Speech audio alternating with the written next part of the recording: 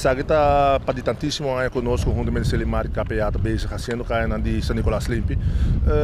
Eu visto caia grande com a fruta de carnaval relativamente limpo, roupa mais limpo comparado com o ano anterior. E a trove, door de comunicar com a comunidade, nós também que sabe que dá seu fruto.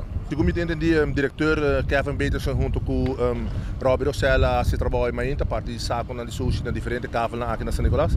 E seguro lá ela dá seu fruto, nós mirando com o público a reaccionar bom de bater, roupa e saco na banda caminha completamente em mará.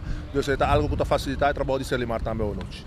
Ok, com a combinação entre City Inspector e Selimar conjuntamente para solo meta?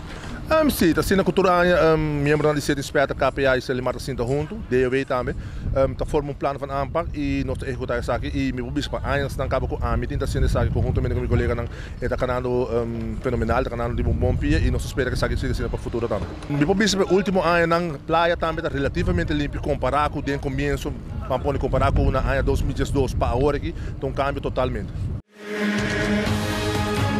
Essa aqui está é a Rubiano, o website